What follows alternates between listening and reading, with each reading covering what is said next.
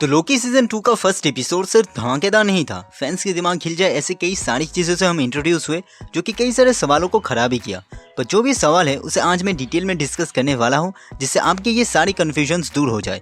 पर वीडियो शुरू करने से पहले अगर आप चैनल पर नए हैं तो चैनल को सब्सक्राइब कीजिए, और अगर ये वीडियो अच्छी लगी तो प्लीज लाइक कीजिए।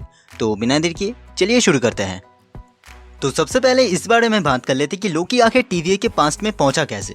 तो एपिसोड स्टार्ट ही होता है टीवी के पास्ट से, जहाँ पे लोकी को पहचानने वाला अब कोई नहीं था। सीजन 1 के एंडिंग में सिल्वी जब ही हू रेमंस के टेम्पैड से टाइम डोर ओपन करती है एंड लोकी को उसमें फेंक देती है, तब लोकी पहुंच जाता है टीवीए के पास्ट में। मतलब ऑब्वियसली टीवीए का पास्ट, प्रेजेंट एंड फ्यूचर है एंड ही हू रेमंस के पास वहाँ पे जाने का एक्सेस भी था। अनफॉर्चुनेटली वो टाइम डोर टीवी के पास्ट में जाने के लिए एक्सेस हुआ था, जिस वजह से लोकी वहाँ पहुंचा। और ये टीवी के पास्ट में जाना शायद रीजन बने लोकी के टाइम स्लिप करने का, जैसे उसने कहा भी था। तो इस वजह से हमारा दूसरा सवाल ये आता है कि टाइम स्लिपिंग आखिर काम कैसे करता है।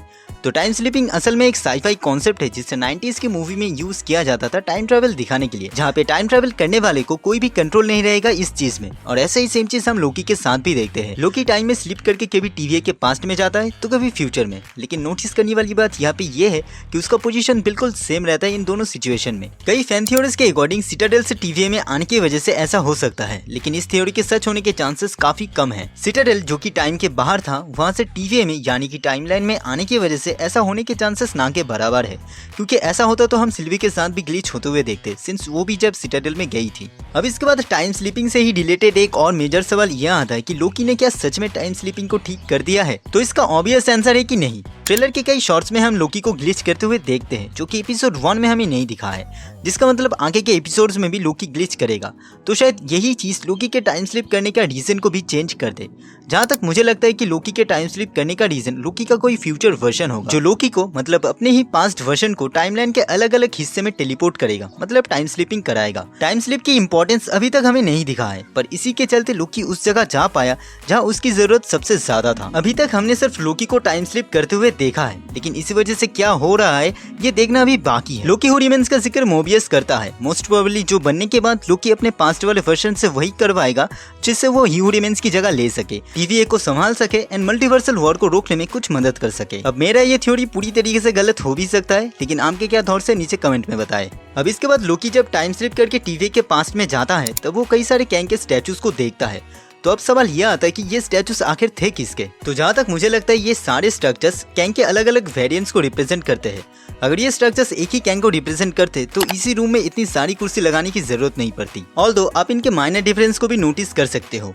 यहाँ पे 6 अलग अलग कुर्सी 6 अलग अलग मेंबर्स को रिप्रेजेंट करते हैं, जिनमें से ऑब्वियसली एक ही हू रेमंस का पास्ट वर्जन का होगा, एक रवोना की होगी, एक most probably Kang the conqueror का होगा, और बाकी 3 काउंसिल में दिखाए गए कैंग्स की होंगी, जो एंटमैन 3 में हमें दिखे थे। मल्टीवर्सल वॉर शुरू होने से पहले ये लोग साथ में काम करते होंगे, जिसके बाद प्रॉब्लम्स आना शुरू हुई। रवोना ने सिर्फ ही हू रेमंस का साथ दिया एंड जिसके मदद से ही हू रेमंस ने एक सीक्रेट टाइमलाइन बनाया। कॉमिक के काउंसिल ऑफ कैंग्स में प्राइम कैंग सारे कैंग के वेरिएंट्स को मार डालता है एंड जिसके बाद इमोर्टस नाम लेकर एक सीक्रेट टाइमलाइन को मेंटेन करने लग जाता है। अब यहाँ पे एमसीयू का इमोर्टस थोड़ा सा कचरा सेट जैसा लग रहा है, तो इसे कॉमिक के साथ कंफ्यूज मत कर देना। तो बेसिकली अगर आप सारे डॉट्स को एक साथ कनेक्ट करोगे तो चीजें बहुत हद तक सिमिलर नजर आएंगी। एंड सबसे आखिर में इस बारे में भी बात कर लेते कि लोकी को प्रोन किया किसने। तो लोकी जब टाइम स्लिप करके टीवीए के फ्यूचर में चला जाता है तब पूरा टीवीए का बहुत बुरा हाल तो था ही, ऊपर से उसे प्रोन स्टिक भी मिल नहीं रहा था। तो जहाँ तक मुझे लगता है कि लोकी को उसके फ्यूचर वर्जन ने प्रोन किया होगा, क्योंकि ऑब्वियसली उसे ही सबसे बेहतर पता होगा कि उसका पास्ट वर्जन कब कहाँ रहने वाला है। एंड एक सीन में तो हम लोकी के फ्यूचर वर्जन को देखते भी है, जिससे ये चीज और भी क्लियर हो जाता है।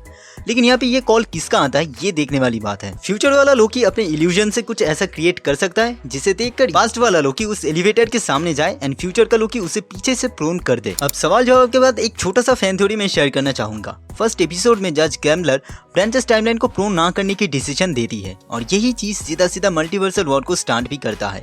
एक वेरिएंट जब चाहे कहीं भी जा सकता है एंड उसे रोकने के लिए टीवीए अपीयर नहीं होगा। इस वजह से इनकर्जन्स होंगी जो हमें देखने को मिलेगा सीक्रेट वॉर्स में। फल्चर का मॉर्बियस की यूनिवर्स में टेलीपोर्ट होने के बाद टीवीए इस वजह से उसके पीछे नहीं आया। एंड सेम चीज हम नो वे होम या मल्टीवर्स ऑफ मैडनेस में भी देखते हैं। इसके अलावा मार्वल से रिलेटेड सारे शोज एंड मूवीज, यहाँ तक कि वीडियो गेम्स की स्टोरीज भी ऑल्टरनेट ब्रांचेस का हिस्सा बताकर एमसीयू में दिखाया जा सकता है, जो डेडपुल 3 से जुड़े आधे र्यूमर्स को वैसे ही सच कर देता है।